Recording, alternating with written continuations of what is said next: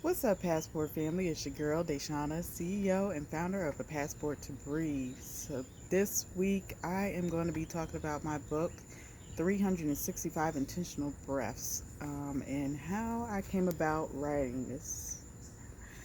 So, um, if you have read my blog, I talked about how in 2018 I went through a terrible depression um, to the point where I just didn't know what to do anymore, and I didn't want to go on.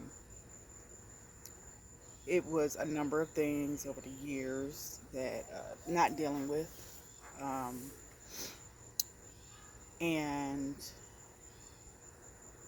it just all came to a head after a pretty bad ending of a relationship, um, and that just made all these feelings I had of unhealed um, emotions from the past that just all came and covered me. And I don't know if you ever felt like that. Um, I'm sure you have. You just feel like you're buried and there is no way to get out. Um, you're suffocating. It's like you're buried in mud and you're just suffocating and you're trying to claw your way out, but you can't get out. Um, I knew that it was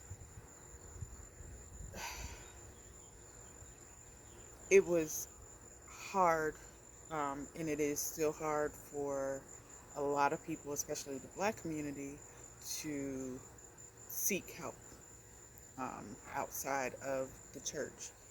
And I knew, for me, I knew I wanted to live, but at the same time, I wanted to die.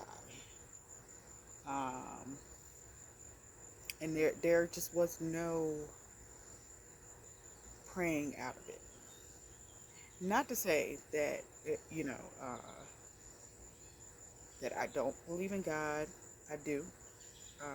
I was in prayer every day, and I think that I know that's one of the reasons that got me to the therapy. But yeah, I had to debunk those thoughts, that stigma of we don't go to therapy, um, because as I said, as much as I wanted to go, I wanted to live too. I didn't want a person to be in the way of me living and living my life freely and healed.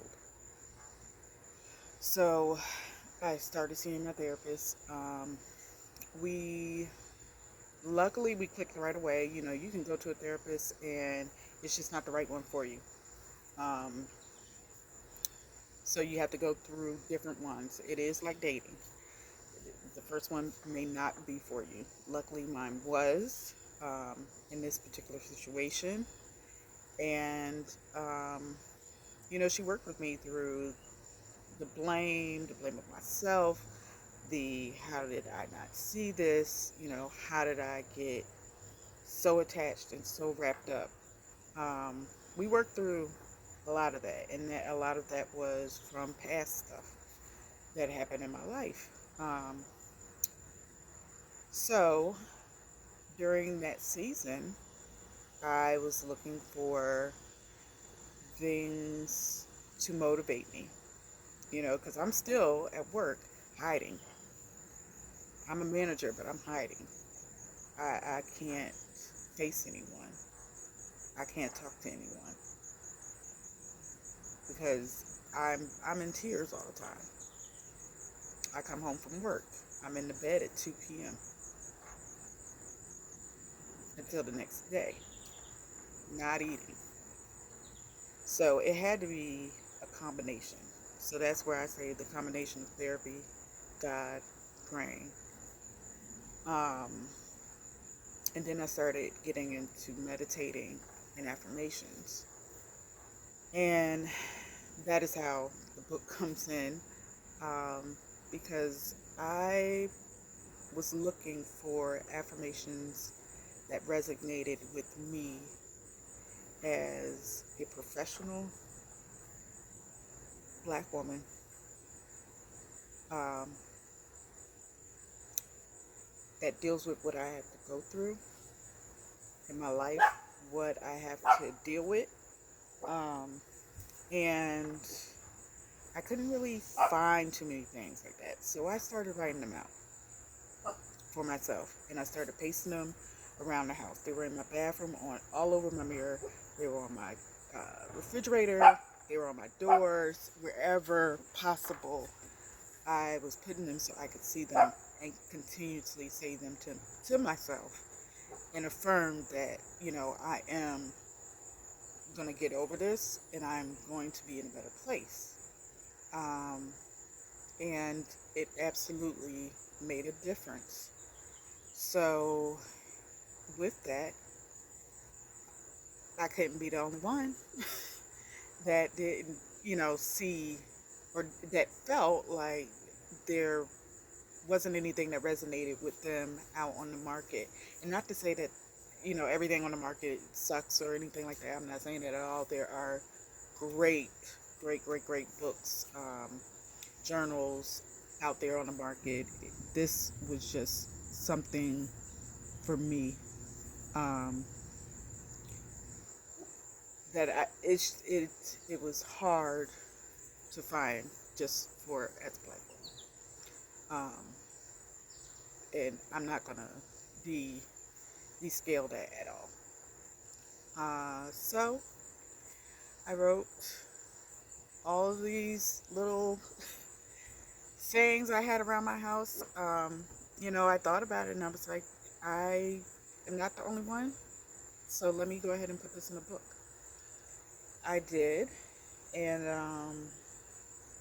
it just came to life. It really came to life. People ask me how did I do it so fast, because it was in me.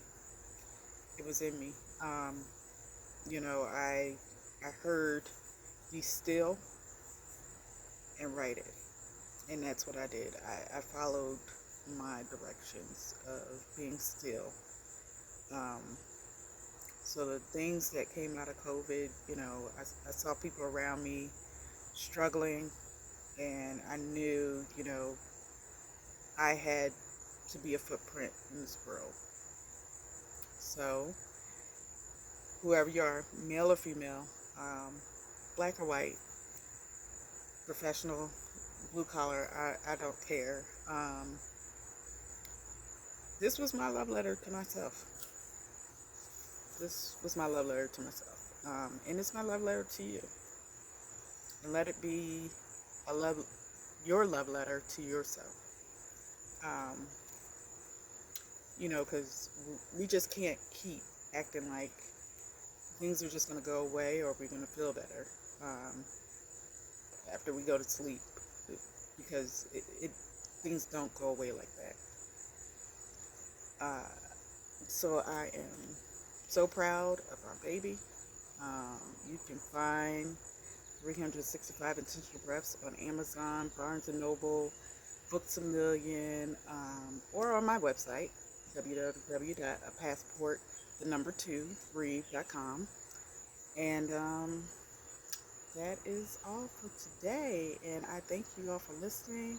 Don't forget to subscribe if you're on my YouTube channel listening to this.